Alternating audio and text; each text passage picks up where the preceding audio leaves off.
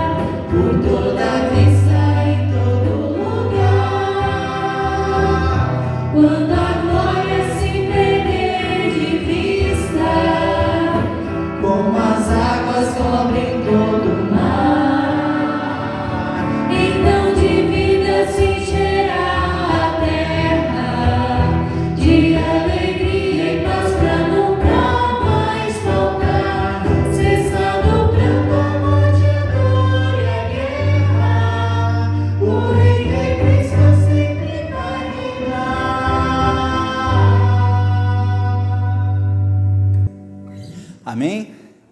Vamos fechar os olhos e orar. Senhor Deus, amado Pai, estamos aqui na Tua casa neste domingo, louvando, glorificando o Teu santo nome, Senhor. E que este louvor chegue a Ti como um cheiro suave, para que possamos declarar o quão grande o Senhor é, o quão grande obra que o Senhor realiza nas nossas vidas, Senhor.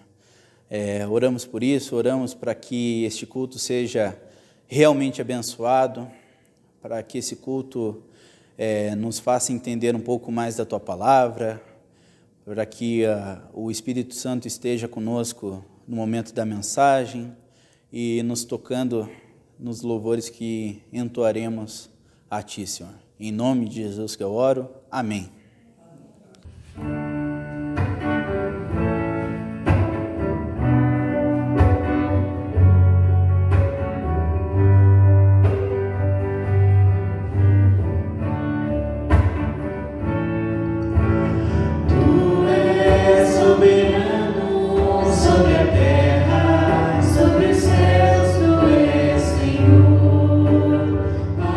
Absoluto.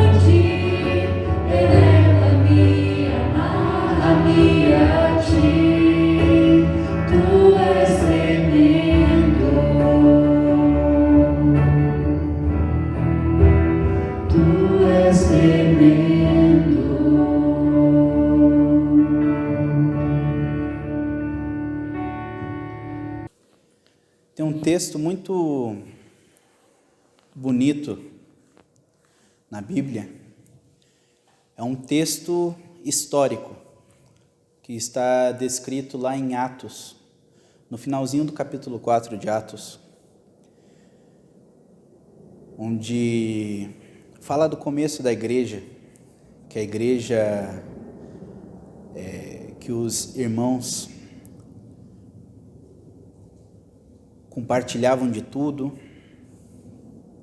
faziam de tudo para que nenhum outro irmão passasse por uma necessidade.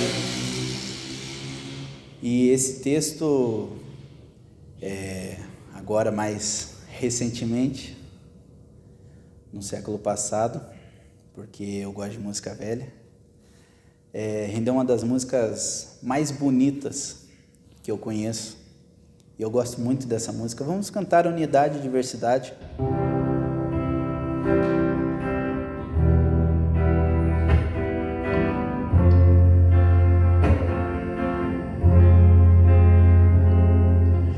A multidão dos que creram era só o coração e a alma, uma somente, uma semente,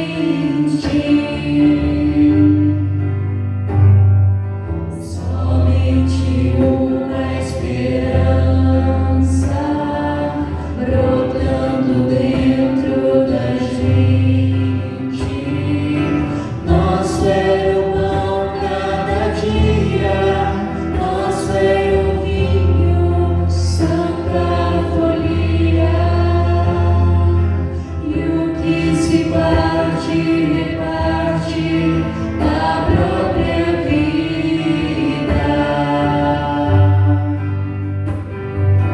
Galho ligado à barreira, vivem com verdadeira.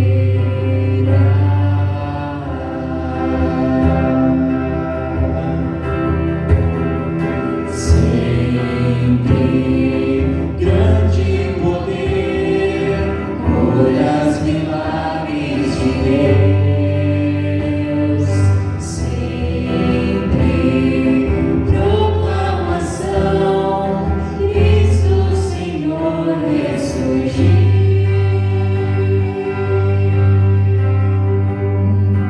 Da multidão dos que creram era só o coração e alma, muita alegria, singela vida. Na simpatia de todos, nasce a igreja de novo, povo de Deus, sal e luz para todos os povos.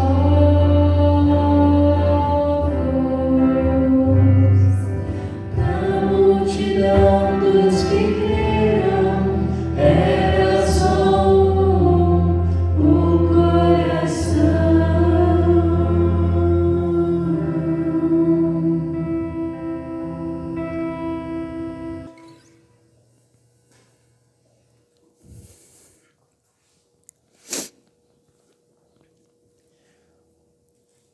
Em Atos 4, versículo 32, é esse texto aqui. E era um o coração e a alma da multidão dos que criam, e ninguém dizia que coisa alguma do que possuía era sua própria, mas todas as coisas lhes eram comuns. E os apóstolos davam com grande poder testemunho da ressurreição de Jesus Cristo, e em todos eles havia abundante graça. Esse texto é um texto muito bonito, e é um texto que, para algumas ideologias, inclusive ideologias famosas hoje em dia, do compartilhamento de bens, do bem comum, coisas que são muito bonitas de serem ouvidas. Olha só, como seria bom se o Estado pudesse prover para todos, igualitariamente, bens e riquezas e produtos. Mas isso não é factível, isso não é possível de ser feito por homens. Toda vez que isso foi tentado,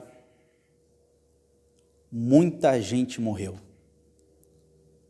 Toda vez que isso foi tentado, o compartilhamento através do Estado, para que o bem comum, o bem universal, homens cuidando de homens,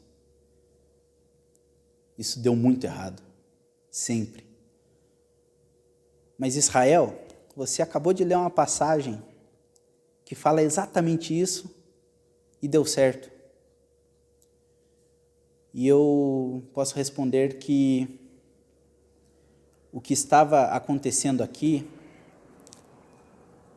não era um Estado protetor. O que estava acontecendo aqui era uma família, irmãos e irmãs em Cristo Jesus, que não permitiam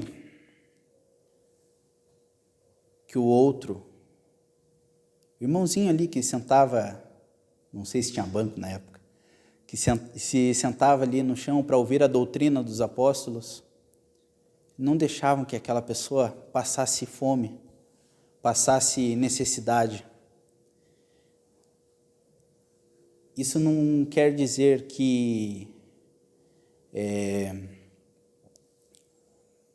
um Estado controlador, um Estado que fornece tudo, seja algo bom. O que esse texto quer nos dizer é que através da nossa comunhão, nós podemos alcançar aquele que não tem oportunidade, aquele que não tem o que comer, aquele que não tem o que vestir, e nós podemos, nós como igreja, podemos pegar, pega o meu cachecol aí, você está com frio. O nome disso é amor. Esse amor é a lei de Deus. É a lei que nos foi dada por Cristo. Que Cristo disse que a lei e tudo que passou, eu vou resumir em uma: o amor. O amor para com o próximo, o amor para com Deus, que que tem como reflexo o amor entre os irmãos. Então, nós podemos e devemos ser misericordiosos com os nossos irmãos, nós devemos perdoar os nossos irmãos, nós devemos manifestar amor. E esse amor, eu não quero que fique como um amor de palavras. Deus mandou, eu vou amar. Não é isso que Deus quer. Não é isso que Cristo queria. O que Deus quer e o que Cristo queria é que o amor fosse algo interno. Não o cumprimento de uma ordem, mas um sentimento que está dentro do seu coração para com o teu irmão, para com a tua família, para com o teu chefe. Se você tem um chefe que dificulta a sua vida,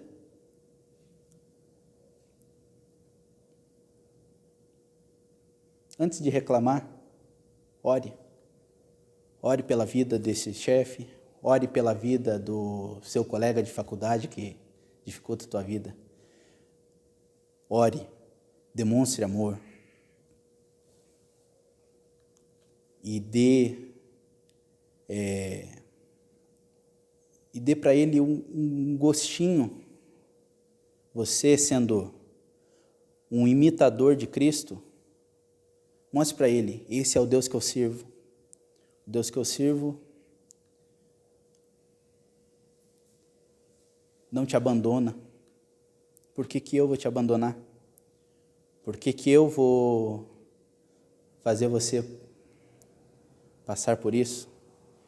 Então, a minha palavra para essa devocional é: seja misericordioso,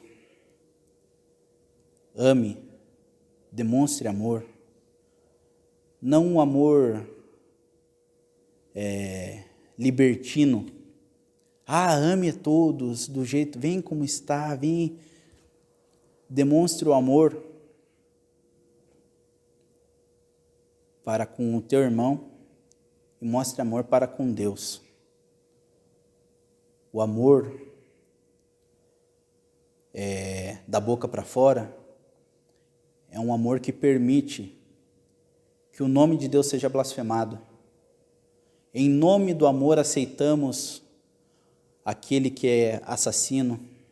Em nome do amor aceitamos aquele que é homossexual. Em nome do amor aceitamos aquele que é mentiroso. Em nome do amor aceitamos aquele que é adúltero, mal pagador. Devemos aceitar eles na igreja.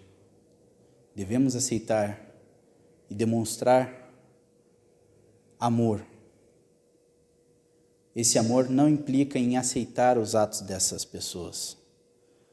Aquele que vai aceitar o pecado dessa pessoa não está amando a Deus, porque o que vem da ordem de Deus, o que vem da parte de Deus, é a tua regra, e deve ser a tua prática, e deve ser o mandamento que você leva para toda a sua vida.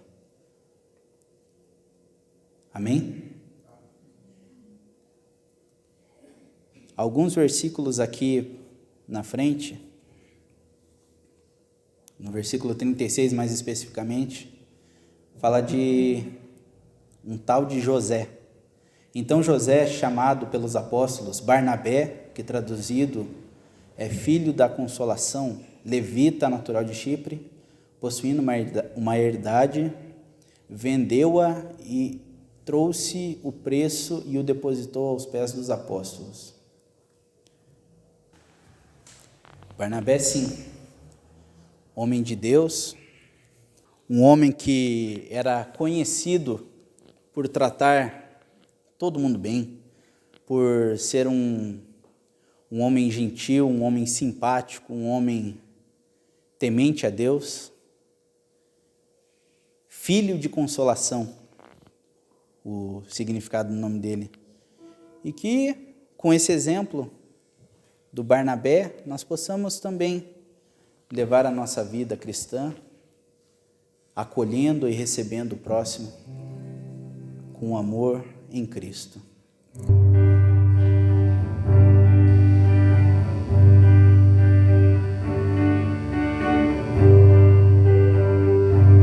Não fica bem, a gente passa bem no outro Eucaristia.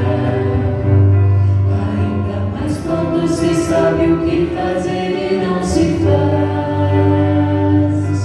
Como fruto do amor de Cristo, fruto do seu compromisso, me deu o homem o que tinha e repartiu. Era seu nome Barnabé, natural de Chipre, também chamado de José das Consolações, homem bom e piedoso, cheio de temor e fé, homem de Deus. E quando Saulo converteu-se a Cristo, lhe faltou amigos, alguém que fosse companheiro, fonte de consolo e abrigo.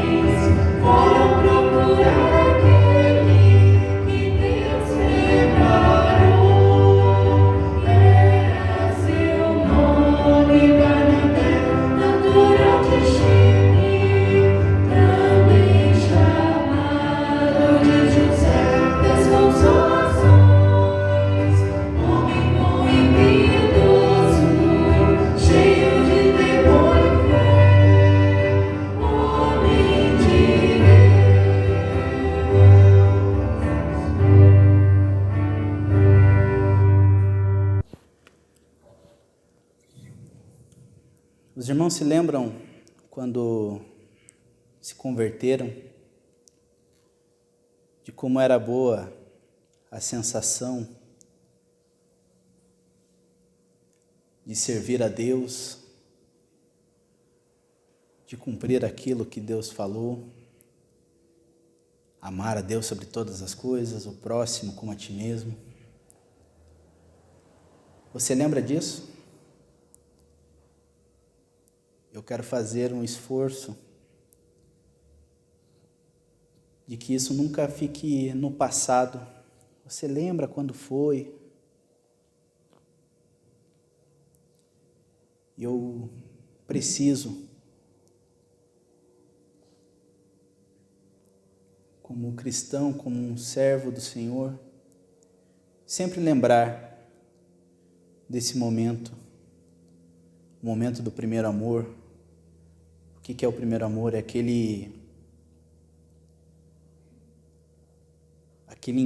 aquela intensidade no amor, aquela intensidade no fazer a obra de Deus, aquele fervor que se tem quando Deus nos manda fazer tal tarefa.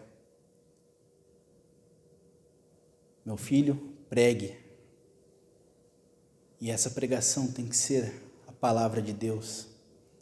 E tem que ser estudada com a maior devoção, com o maior entusiasmo, com o maior fervor, porque você está estudando a palavra de Deus.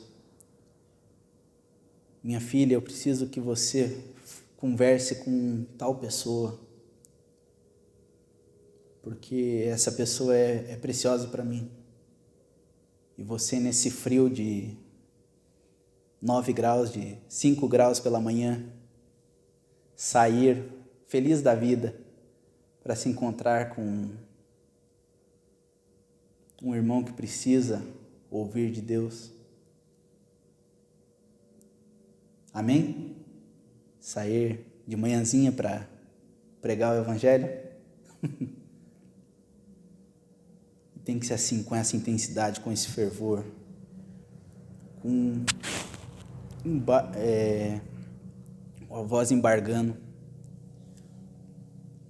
com a voz trêmula, porque você está feliz de estar fazendo aquilo que o Senhor mandou, estar cumprindo aquilo que Deus o Pai quer.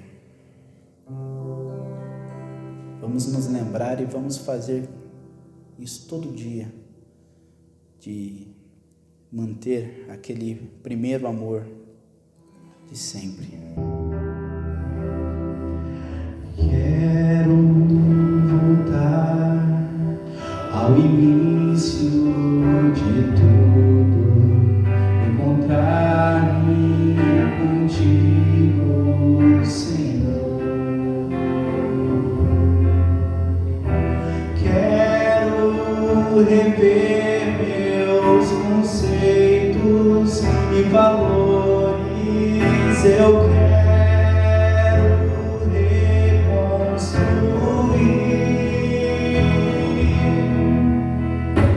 Vou regressar ao caminho, vou ver as primeiras obras, Senhor.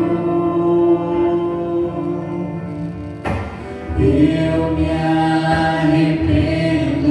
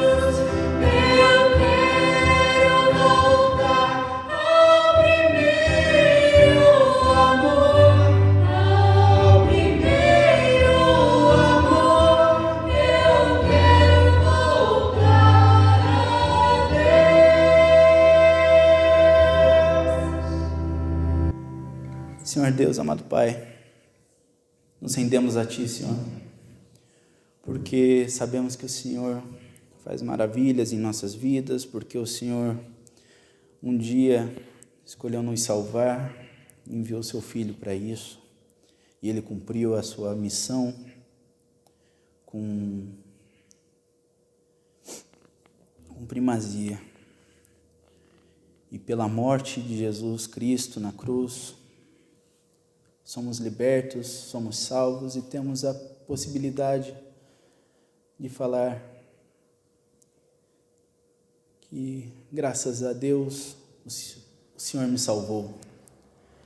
Graças a Deus, esta igreja, esta comunidade foi salva por conta do Teu amor e da Tua bondade.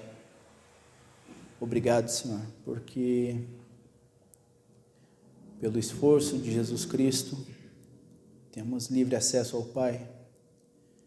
E é um privilégio poder fechar os olhos, ficar de joelhos e falar com o Pai, em nome de Jesus, sempre que precisamos conversar e contar das nossas fraquezas, das nossas angústias. E o Senhor está pronto para ouvir. Obrigado, Senhor, porque temos esse completo acesso ao Pai. Em nome de Jesus que eu oro e agradeço. Amém. O pastor pode vir dar a palavra. Boa noite aos irmãos. Um pouco de frio, né? Bastante frio. Mas estamos aqui louvando a Deus. E quando Israel falou sobre levantarmos cedo no frio, né? Que horas? 5 da manhã? Não, com 5 graus. Eu não escutei muitos amém, assim, amém. Isso é, se Deus mandar, nós vamos no frio mesmo, né? Nós temos que ir, né? Obedecer ao chamado de Deus. E Deus tem um chamado para cada um de nós. Deus tem derramado dons e talentos para todos nós. Deus tem um propósito para cada um de nós. E nós devemos estar e andar nas mãos do Senhor. Eu estava ali, né? Agora estou tendo esse privilégio, não preciso mais dirigir essa parte do culto. E a cada canção eu me lembro. Ficava me lembrando, agora eu estava me lembrando quando ele falou do começo de tudo, né? E voltar ao primeiro amor, eu me lembro quando eu era aquele jovenzinho de 15 anos e mais ou menos isso. Pesava 64 quilos, você já imaginou isso, né? Hoje eu tenho 100. Aquele jovem cabeludinho, né? E quando Deus começou a tocar no meu coração, me lembro a primeira vez que eu fui lecionar uma classe de escola dominical, aquele medo, né, a princípio, como é que eu vou ter alguma coisa a dizer, a ensinar? Mas Deus vai trabalhando e a gente intensamente vai buscando, mas chega um momento na vida que parece que as coisas ficam automáticas, né? E isso de ficar automático, nós não podemos permitir, sabe? Isto é, deve haver em nós sempre aquele frescor. frescor do primeiro dia, do primeiro momento, o frescor do toque do Espírito Santo, aquele primeiro toque inicial, né? Que nos fez olhar para o Senhor e desejar obedecê-lo, servi-lo e viver para Ele. Hoje nós vamos continuar falando do livro de Daniel, certo? E hoje nós chegamos nessa mensagem, a última noite do rei. Esse é o tema da mensagem de hoje. E nós vamos abrir a nossa Bíblia no capítulo 5. Eu vou esquecer isso daqui. Abram as suas Bíblias. Houve um erro no slide. No capítulo 5 de Daniel, né? Vamos manter a nossa Bíblia aberta no capítulo 5 do profeta Daniel, o banquete de Beltsazar. Os irmãos acompanham em suas Bíblias, eu acompanho aqui na tela. Infelizmente não dará para os irmãos acompanhar ali no telão. Vamos ler. Diz assim: o rei Beltsazar deu um grande banquete a 1000 dos seus senhores e bebeu vinho na presença de 1000. Havendo Beltsazar provado o vinho, mandou trazer os vasos de ouro e de prata que Nabucodonosor, seu pai, tinha tirado do templo que estava em Jerusalém, para que bebessem nele o rei, os seus príncipes, as suas mulheres e concubinas. Então trouxeram os vasos de ouro que foram tirados do templo da casa de Deus que estava em Jerusalém.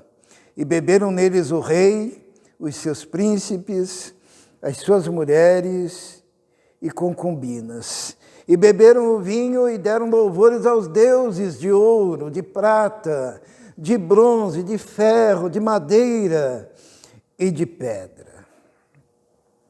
Esse é o famoso banquete de Beltsazar. Vamos orar? Senhor nosso Deus, nosso Pai, estamos diante, Senhor, da Tua presença neste momento. Estamos debaixo, Senhor, da dependência do Teu Espírito Santo. Precisamos do Senhor. Precisamos que o Senhor fale conosco. Precisamos do toque do Seu Espírito Santo, da iluminação que somente o Senhor pode dar. E pedimos nesse momento que o Senhor nos envolva, que o Seu Espírito Santo nos ilumine a mente, o coração, e que essa palavra, ó Deus, não seja uma palavra vazia, não seja uma palavra humana, mas seja uma palavra que venha diretamente do Senhor, ó Deus, do seu propósito, da sua vontade, para a nossa edificação. Nós te pedimos isso, ó Deus, em nome de Jesus. Amém. Na antiguidade eram comuns os banquetes, as festas, eram orgias, como aquele hino diz, né? Numa orgia nefanda. Então, esses reis, eles eram hedonistas. O que é hedonismo? Hedonismo é a escolha do prazer como filosofia de vida. É mais ou menos o que nós vivemos hoje. Nós vivemos uma sociedade hedonista. Volta e meia alguém fala assim: o importante é ser feliz, o importante é ter prazer, né? E assim, eram aqueles banquetes, e diversos banquetes eram dados anualmente. E não só na Babilônia, depois nos outros impérios. Nós sabemos, né, dos banquetes na época do Império Romano, nós sabemos dos banquetes que eram dados na época do Império Grego. E assim se sucederam, né, sociedades que tinham essa visão. E nesses banquetes, até nós vemos nos filmes, eles contratavam prostitutas, eles colocavam bebidas para tudo quanto é lado, e os seus convidados, o que eles faziam? Eles queriam ter o prazer de comer de tudo, então eles comiam, né? Comiam muito mais do que podiam suportar comer, daí eles iam em algum lugar, forçavam o vômito para que esvaziasse o estômago e eles pudessem voltar e continuar a comer aquelas coisas, porque o prazer de comer, o prazer de beber vinho, o prazer de se embriagar, o prazer de se envolver com as prostitutas e aquelas danças de mulheres seminuas, e era aquela festa que para eles era símbolo de alegria.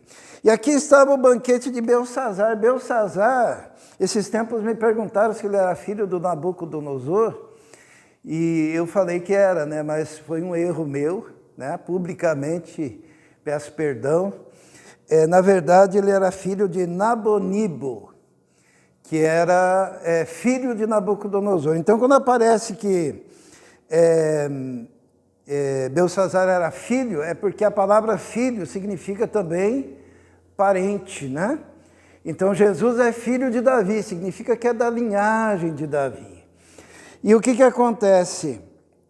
Esse Belsazar, que era o segundo no reino, o pai dele era o rei principal, ele era o segundo regente, ele estava usufruindo de todo aquele poder, e daquela pompa, e daquela riqueza, e daquela festa, e ali naquele lugar, vasos de ouro para tudo quanto é lado, sabe?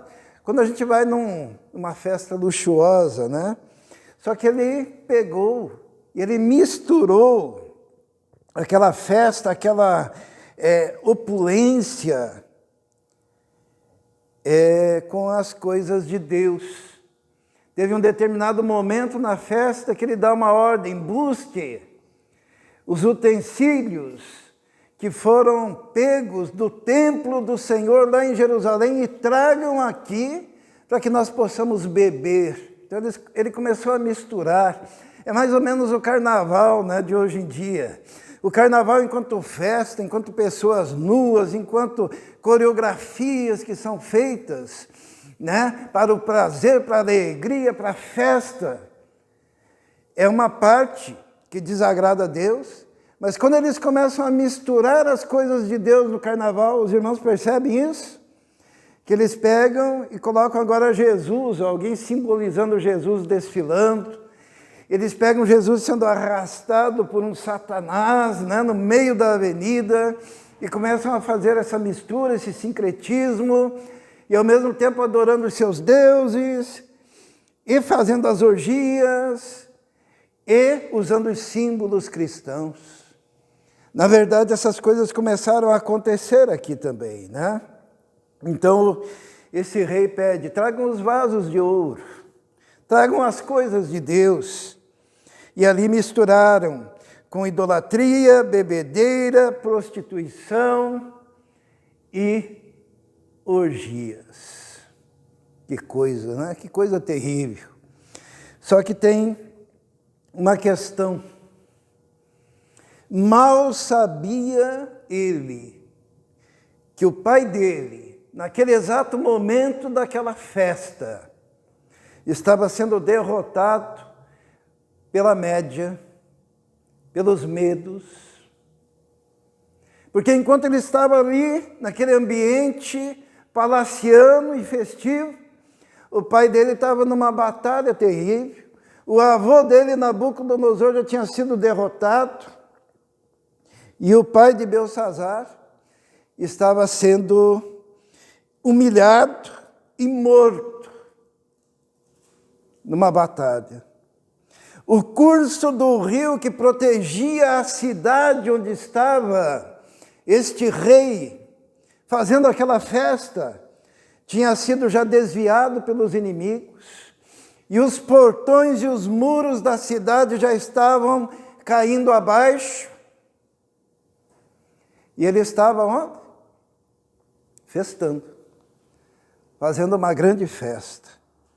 O Império Babilônico estava no seu último dia de glória, e ele estava fazendo uma festa, ignorando os acontecimentos periféricos, as coisas que estavam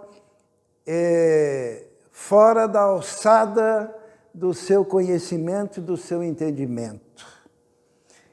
Ele não sabia disso. Outra coisa que ele não sabia que faltava muito pouco para alguns soldados medos entrarem naquela festa e apunhalarem o rei, ceifando a sua vida, para entronizar o novo rei, que se chama Dario. Ele mal sabia que enquanto ele estava bebendo vinho, que enquanto ele estava dançando, que enquanto ele estava envolvido com as prostitutas, estava ali com as suas concubinas e esposas, seus milhares de amigos, o tempo estava chegando ao fim e aquele seria, ou aquela seria a última noite da sua vida. A sua vida se acabaria naquele dia.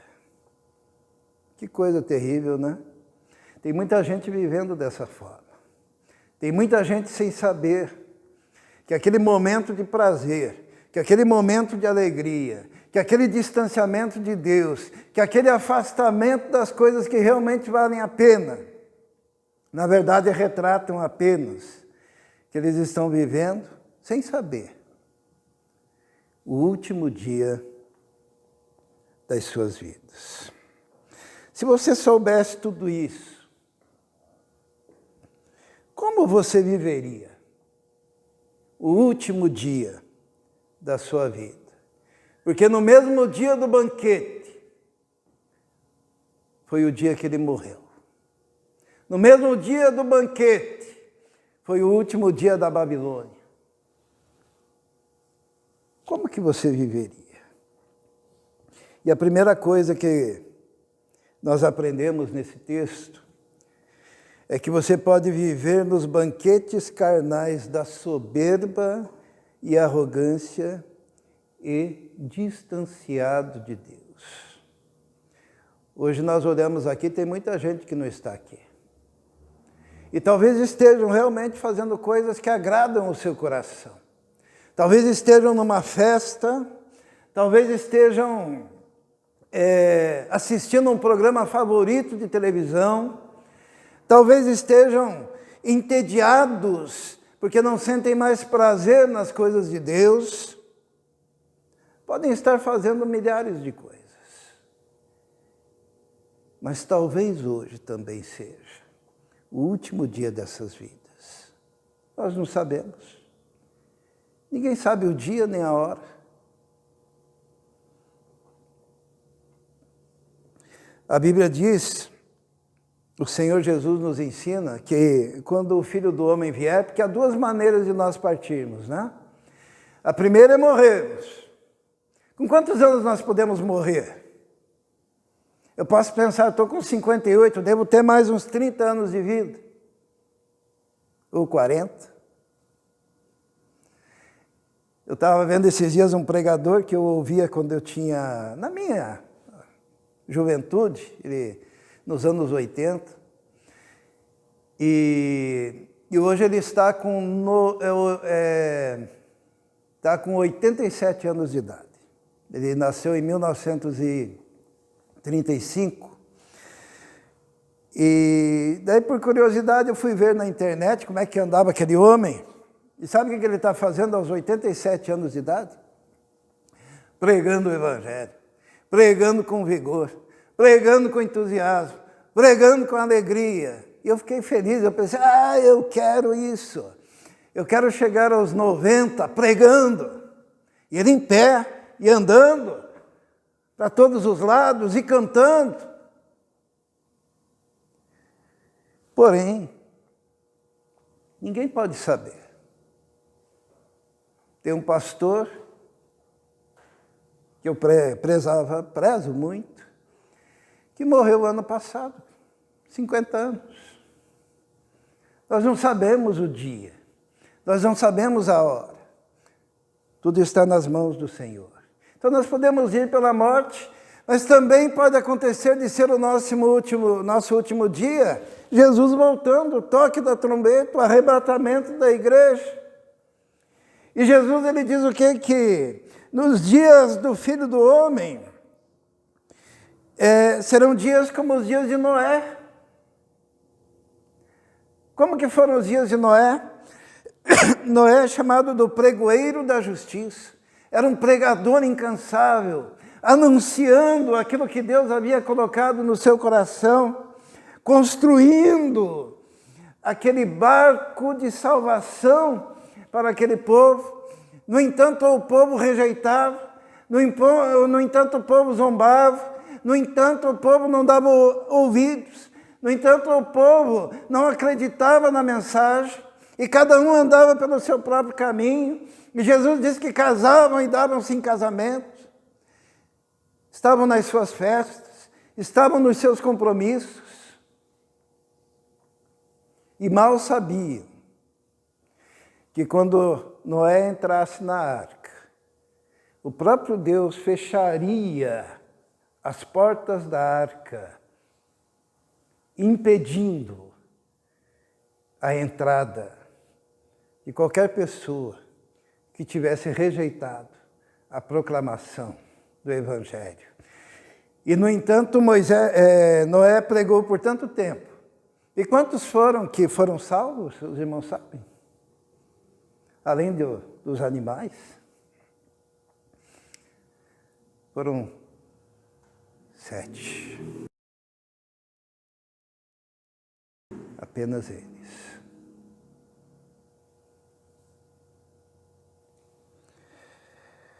Jesus também diz que quando vier o Filho do Homem, o mundo estará como Sodoma e Gomorra. Qual que é a característica de Sodoma e Gomorra mesmo? Qual que era o pecado de Sodoma e Gomorra?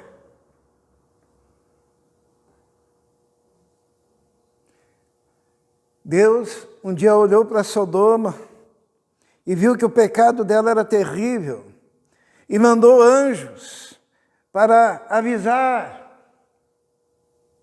a Ló.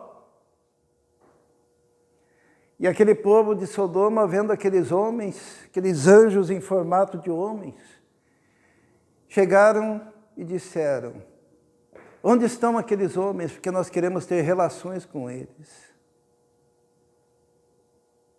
Era uma cidade de homens.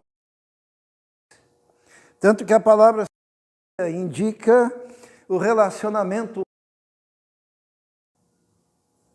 até os dias de hoje. E nós vivemos uma época também em que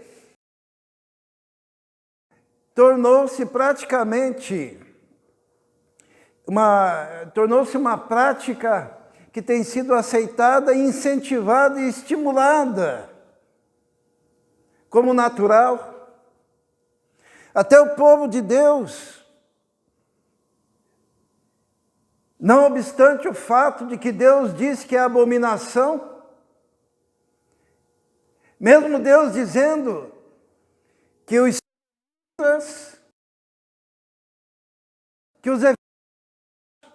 não herdarão o reino dos céus, porque estão em pecado. Mesmo a Bíblia dizendo assim que, por causa da sua rejeição de Deus, Deus os entregou a sentimentos perversos e recebendo em si mesmo a retribuição justa pelos seus pecados praticados. Mesmo a Bíblia sendo tão clara assim.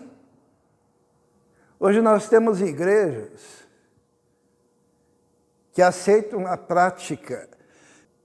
E a igreja, com aquele tipo de amor que o Israel falou agora há pouco, que não é amor, que é libertinagem, em nome do amor, desobedecendo a Deus, em nome do amor, afrontando a Deus, em nome do amor, rejeitando o que é explícito e claro na palavra de Deus.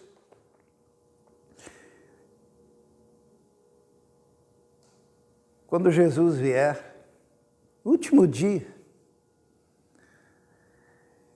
a sociedade será como Sodoma e Gomorra. Estarão com essas práticas. A Bíblia diz assim, Jesus pergunta: quando o Filho do Homem vier, porventura encontrará fé na terra? Porque a fé foi substituída por pensamento positivo. A fé não mais fundamentada nas Escrituras. A fé transformada em confissão positiva, em magia. A Bíblia diz também que os homens serão amantes de si mesmos e que por se multiplicar a iniquidade, o amor de muitos esfriaria. Talvez hoje, irmãos, quando a gente olha isso, talvez hoje nós estejamos vivendo o nosso último dia aqui na terra. Porque tudo está acontecendo. Como que você viveria o seu último dia? O rei Belsazar não sabia. E no último dia da vida dele, ele estava em festa, em orgia, em bebedeira, em promiscuidade. Ele estava longe das coisas de Deus. Mesmo tendo ele a oportunidade de ter ouvido um grande profeta que poderia conviver com ele no palácio. Quem que era esse grande profeta? Daniel. Agora, muito embora Daniel tenha sido aquele homem que revelou os sonhos de Nabucodonosor, seu avô, muito embora Daniel tenha sido aquele homem que teria vivido naquele período mais de 60 anos, ele estava com 66 anos, na época desse rei, com tantas oportunidades que esse indivíduo tinha de ter contato com alguém que proclamaria a palavra de Deus. Depois nós vemos no texto que sequer ele conhecia Daniel.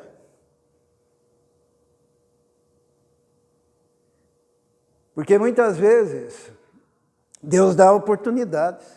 Essa igreja plantada nesse lugar é uma oportunidade para esse bairro. Todos os domingos, toda sexta, palavra de Deus proclamada.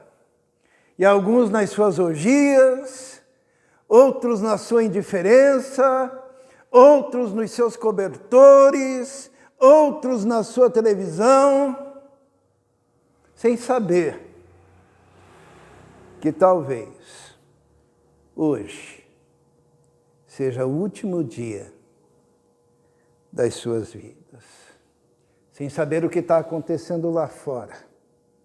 Este homem não sabia que o seu pai estava morrendo na batalha e que aquele reino grandioso estava vivendo o seu último dia, porque passaria para os medos.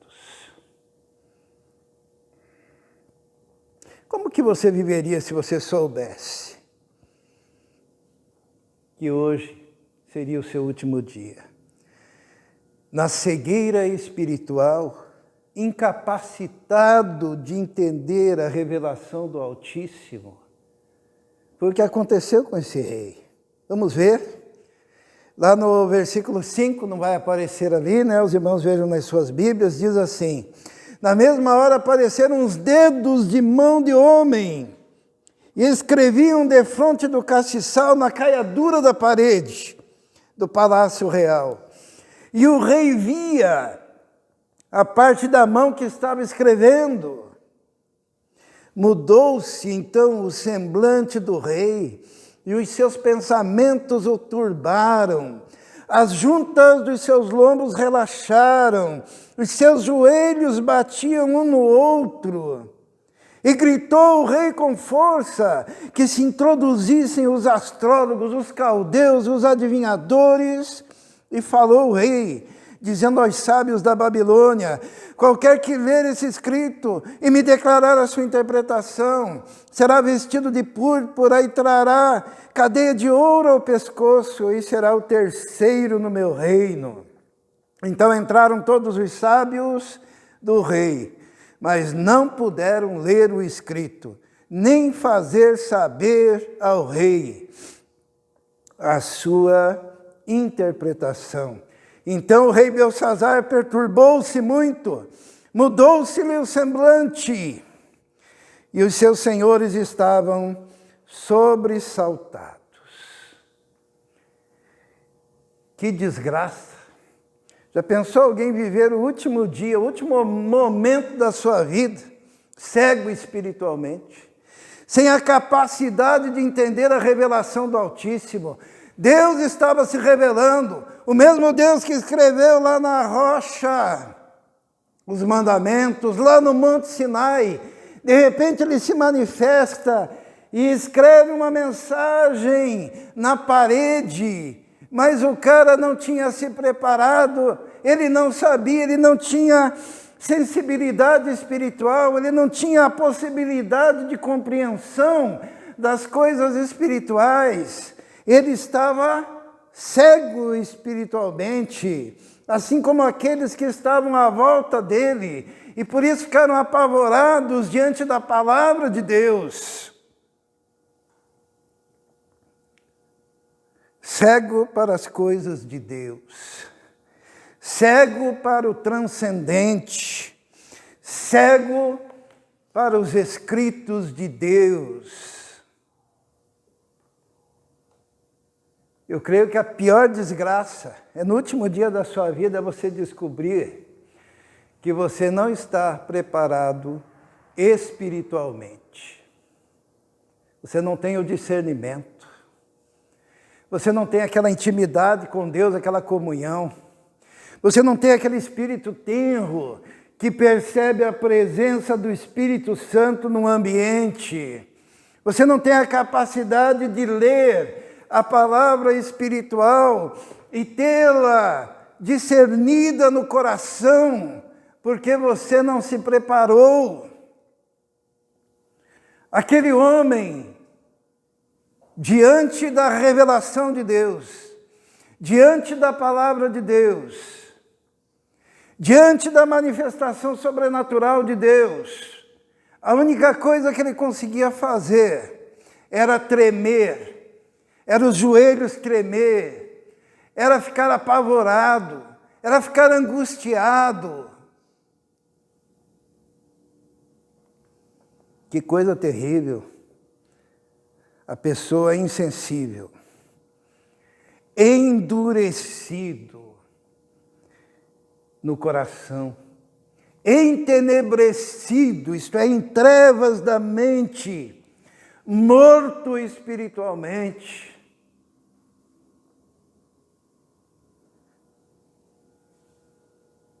As piores mortes são aquelas em que a pessoa não está preparada espiritualmente, e muitos, como última palavra e último suspiro diante da morte, gritavam: estou indo para um abismo escuro, impenetrável,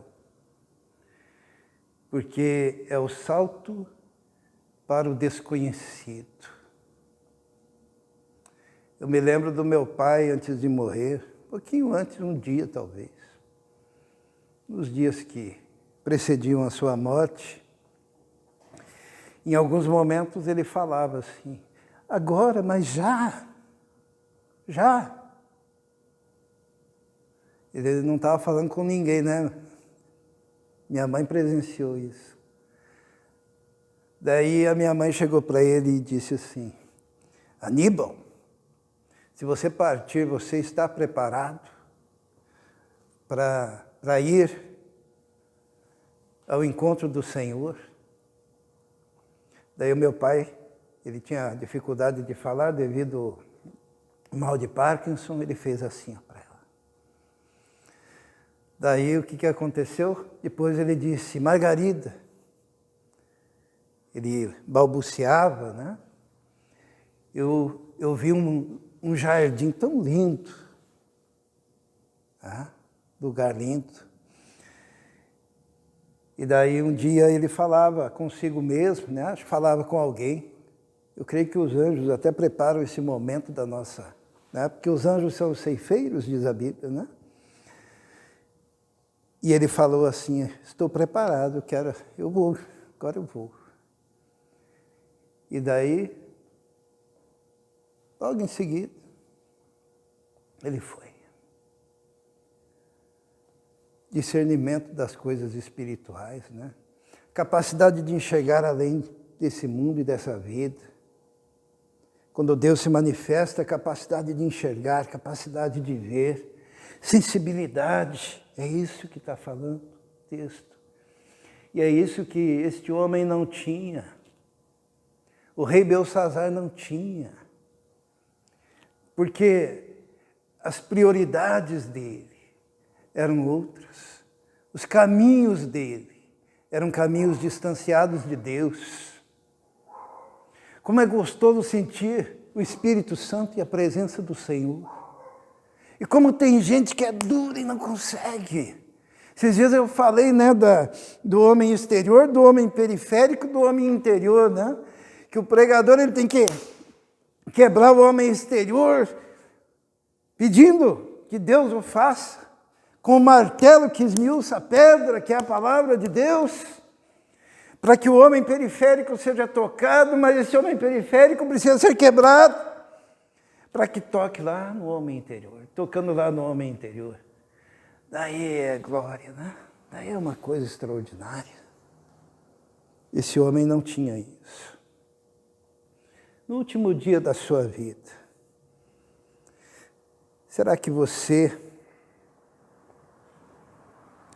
vai passar na cegueira espiritual, indo para o desconhecido, incapacitado de entender a revelação?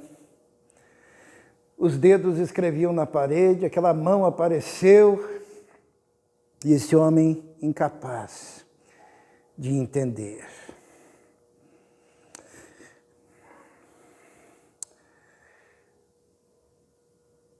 Se hoje fosse o último dia da sua vida, será que seria como o rei, que morreu manifestando a incapacidade absoluta de aprender com a experiência dos seus pais? Olha só o que diz o texto, vamos ler, versículo 17, diz assim, porque o rei ele acabou, pelo conselho da sua esposa, chamando Daniel. A esposa dele disse assim, tem um homem que pode dar o significado dessas palavras que foram escritas na parede, o nome dele é Daniel. Ele falou com Nabucodonosor, o teu avô, ele revelou os sonhos, chama ele. E daí ele chamou Daniel. Ele não conhecia Daniel porque ele falou, é você que revelou os sonhos para o meu avô? Daí o Daniel, foi meu Deus que me deu a revelação. E daí Daniel, na presença de Belsazzar, diz o seguinte, então respondeu Daniel e disse, na presença do rei, as tuas dádivas fiquem contigo, e dá os teus prêmios a outro.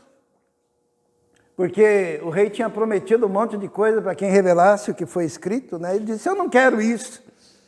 Contudo, lerei ao rei o escrito, e far-lhe-ei saber a interpretação. Ó rei, Deus o Altíssimo deu a Nabucodonosor, teu pai, o reino e a grandeza e a glória e a majestade. E por causa da grandeza que ele deu, todos os povos, nações e línguas tremiam e temiam diante dele. A quem queria matava e a quem queria conservava em vida. E a quem queria engrandecia, a quem queria abatia. Mas quando o seu coração se exaltou e o seu espírito se endureceu em soberba, foi derrubado do seu trono real e passou dele a sua glória. E foi tirado dentre os filhos dos homens, e o seu coração foi feito semelhante ao dos animais, e a sua morada foi com os jumentos monteses. Fizeram-no comer erva com os bois, e do orvalho do céu foi molhado o seu corpo, até que conheceu que Deus, o Altíssimo, tem domínio sobre o reino dos homens, e a quem quer constitui sobre ele. E tu, Belsazzar, que és seu filho, não humilhaste o teu coração, ainda que soubeste tudo isso. O que significa isso? Significa que ele sabia de tudo isso. Por causa da história do seu avô, por causa da história do seu pai. Ele sabia que um dia o avô dele tinha comido grama. Ele sabia que um dia o avô dele tinha sido tocado por Deus e o coração modificado para um coração animalesco. E que era por causa do orgulho que o avô dele tinha passado por isso. E Daniel fala e diz, e tu, Belsazzar, que és seu filho, não humilhaste o teu coração, ainda que soubeste tudo isso. Belsazzar não aprendeu com a história dos pais. Belsazzar não aprendeu com a história do avô. Belsazzar rejeitou. Sabe que nós, pais, nós temos uma responsabilidade muito grande. É da nossa experiência imprimirmos no coração dos nossos filhos o temor de Deus, a reverência ao Senhor. E os filhos têm a responsabilidade de ver, ouvir e seguir o exemplo dos seus pais. Belsazzar ignorou. Sabendo que tudo aquilo acontecera com seu avô por causa do orgulho, mesmo assim ele manteve no próprio coração um orgulho tremendo que o fez cair, distanciar-se.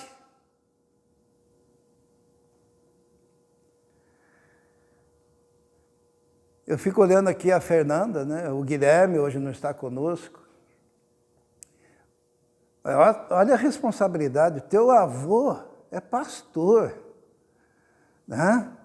E um dia, Deus olhou para um jovenzinho tocando sanfona no baile, cantando música gauchesca, sei lá o que ele cantava, música caipira, e lá no meio daqueles que bebiam, daqueles que fumavam, daqueles que estavam em festas, Deus olha para aquele menino e diz assim, vou resgatar esse homem. Por quê? Porque eu quero fazer dele um homem de Deus.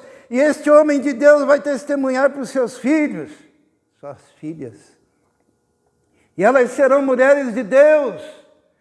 E estas mulheres terão filhos. E este homem que eu estou resgatando, que agora é só um menininho, vai ser luz. É estultícia não aprender com os pais, com os avós.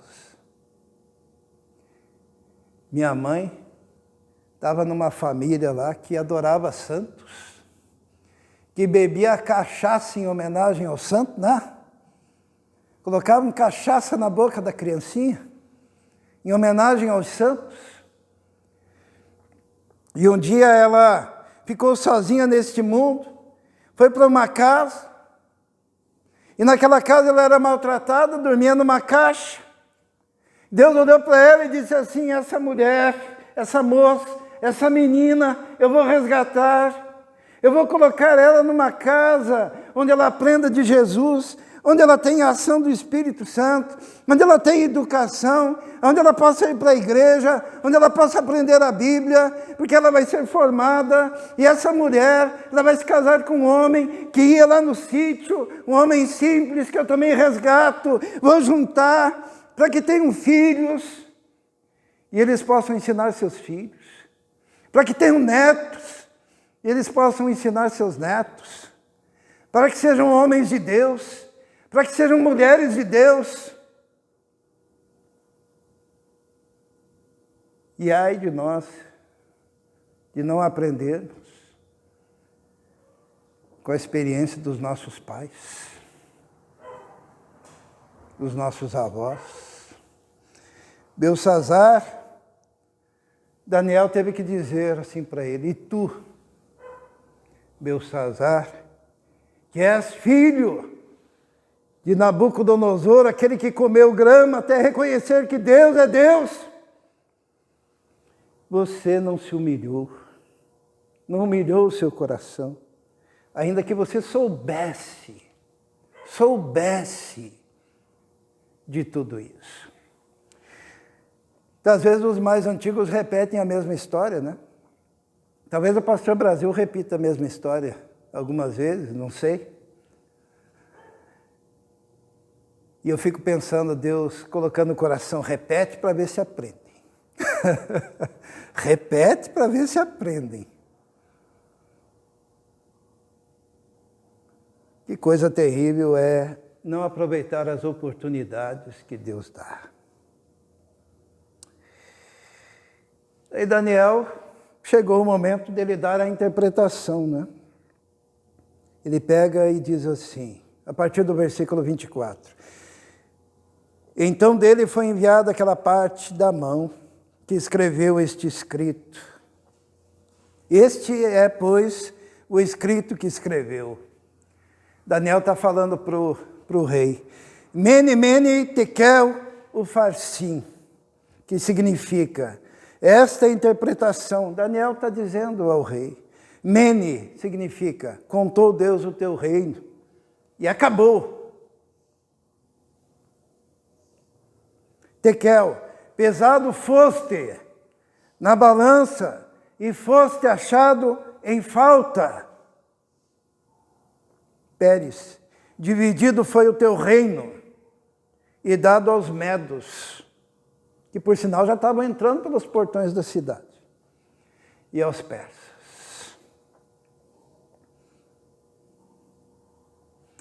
Deus escreveu na parede, se revelou, sabe? Meu maior temor nesse momento é que aquela mão que escreveu os 10 mandamentos, aquela mesma mão que escreveu por misericórdia na parede essa mensagem de juízo sobre a vida de Belsazzar, neste mesmo momento esteja em algum quarto de algum filho, de algum neto, de algum amigo, de algum vizinho, de algum parente escrevendo. Acabou o teu reino. Hoje é o último dia da sua vida. Você foi pesado e foi encontrado em falta. Você não tem sensibilidade para com as coisas de Deus. Você não teve a capacidade de aprender com a experiência dos seus pais. Você escolheu as festas e as orgias. Pesado foste. Tua vida chegou ao fim. Agora, o mesmo Deus que pode escrever esse juízo, Ele também pode escrever o contrário disso, né? O que hoje Deus escreve na parede da sua vida? Porque Ele também pode declarar para aquele que confia nele, vida abundante, que é o que Jesus prometeu, né? Ele pode olhar para você e dizer, servo bom e fiel, você não foi achado em falta porque você cumpriu aquilo que eu requeri de ti. Por isso multiplicarei as bênçãos sobre ti. Deus pode fazer isso. E tudo isso vai depender da sua escolha.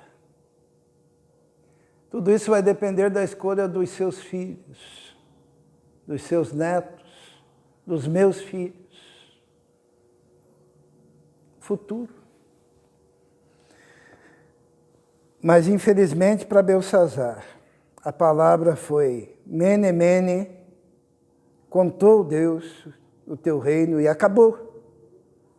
Tekel, você foi pesado e achado em falta. E o teu reino foi dado aos medos. Então diz a palavra de Deus que Belsazzar mandou que vestissem Daniel de púrpura e lhe pusessem uma cadeia de ouro ao pescoço e proclamassem, a respeito dele que havia de ser o terceiro no governo do seu reino. Naquela mesma noite, versículo 30, morreu Belsassar, rei dos caldeus. E Dario, o Medo, ocupou o reino, sendo da idade de 62 anos.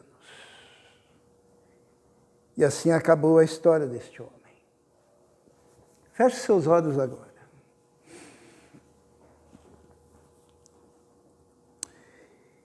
Eu vou fazer uma pergunta retórica. O que a mão de Deus está escrevendo na parede da sua vida? O que a mão de Deus está escrevendo na parede do seu filho? No quarto do seu filho? Na casa das pessoas que você ama?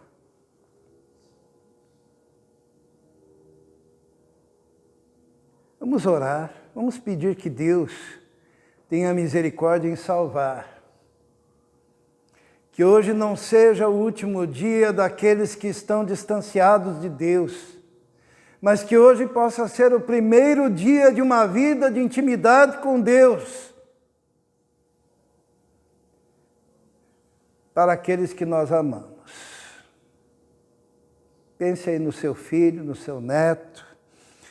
Pense aí na pessoa que você ama. Vamos orar. Senhor, terrível coisa, ó Deus, é não ter sensibilidade espiritual. Terrível coisa é rejeitar a Tua palavra. Terrível coisa é não andar nos Teus caminhos, ó Deus.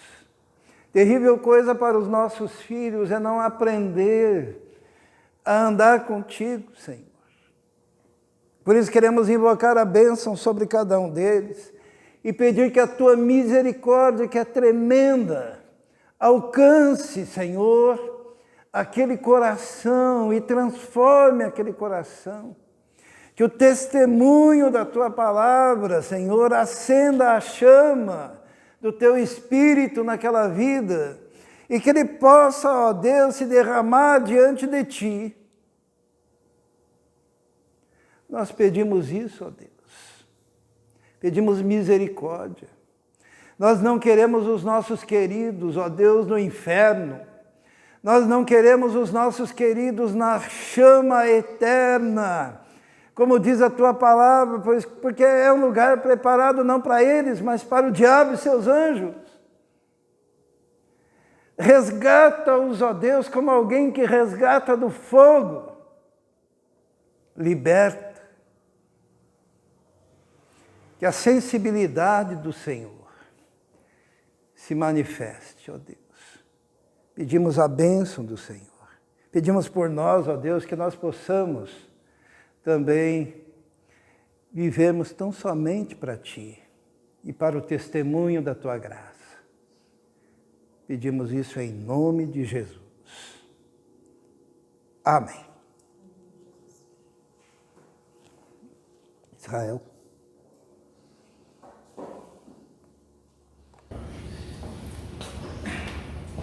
Irmãos,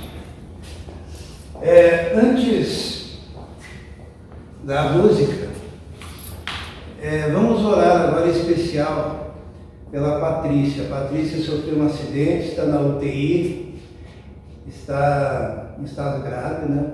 Vamos pedir a Deus, porque nós sabemos que Deus é um Deus de milagres, né? Deus é um Deus que é maravilhoso, pode agir naquele lugar, neste momento, promovendo um milagre. Vamos orar, vamos ficar em pé, vamos orar. Senhor nosso Deus, reconhecemos a Tua soberania, o Teu poder, a Tua graça, a Tua misericórdia, reconhecemos que o Senhor é dono de todas as coisas e tudo acontece pela palavra do Seu poder. Basta uma palavra do Senhor para que tudo se resolva e tudo se transforme. Pedimos agora nesse momento pela vida da Patrícia. Ela está naquela UTI, ó Deus, e o nosso coração está dolorido, sabendo, ó Deus, desse momento de dificuldade que ela enfrenta.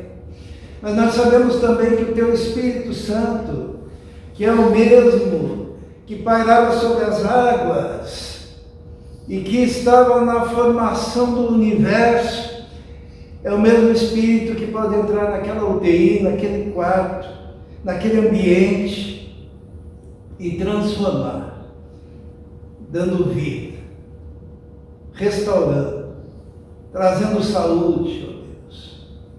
Por isso nós pedimos pela vida dela neste momento, Senhor, que o Senhor esteja agindo, que o Teu sangue precioso esteja cobrindo aquele ambiente, que o Teu Espírito esteja envolvendo aquele ambiente e que aquela vida, Senhor, seja tocada pela Tua graça. Nós te pedimos isso neste momento, em nome de Jesus. Amém. Vamos cantar essa música aqui que conta a história que a gente acabou de estudar. Eu gostaria de lembrar os irmãos das atividades da semana. Na sexta-feira, o culto de oração. Venham, que é muito importante estar orando pelas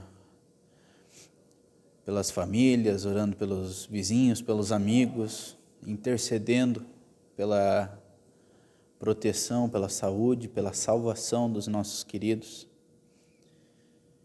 E traga a sua oração, o seu pedido, e nós, como corpo de Cristo, estaremos intercedendo por essas vidas. Gostaria de lembrar também que continuamos fazendo a arrecadação de alimentos para a cesta básica, que é uma ação bonita, que nós não cremos que é uma ação redentora, mas nós cremos que é um ato de amor, é um ato de gratidão que é refletido no nosso caráter, porque nós temos a certeza e a convicção de que a graça de Deus nos alcançou. E esse gesto, que por vezes pode parecer tão pequeno, é uma forma de adorar a Deus, é uma forma de louvor a Deus, ajudar, demonstrar amor, empatia, e que os irmãos possam ajudar com algum alimento de cesta básica. E o louvor a Deus, a entrega de dízimos e ofertas, poderá ser feito enquanto cantamos essa música.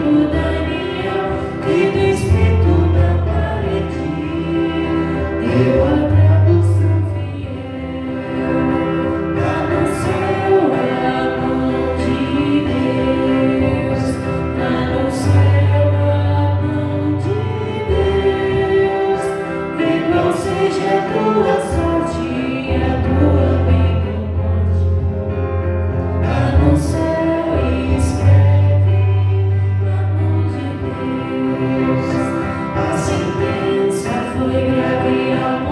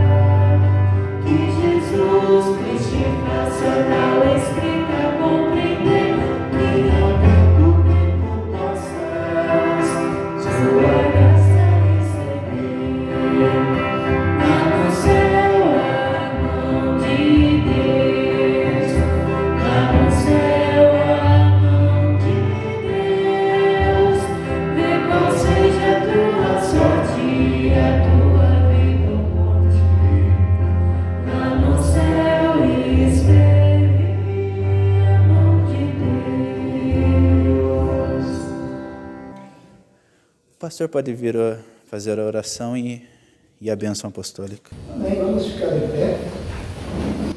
Senhor nosso Deus, mais uma vez lembramos da Patrícia, a colocamos nas tuas mãos e pedimos a tua graça, pedimos a proteção durante essa semana a todo o teu povo, pedimos a Deus proteção em relação às enfermidades, ó Deus, que o Senhor esteja cuidando, porque sabemos que o Senhor é o Deus que sara. Pedimos a Deus proteção no trânsito, proteção da violência urbana, ó Deus. Pedimos também, Senhor, que o Senhor dê sabedoria e entendimento para o trabalho e para o estudo.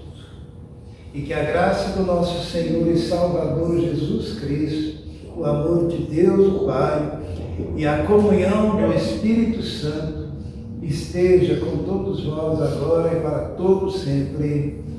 Amém. Deus abençoe a todos. Dê um abraço no Senhor.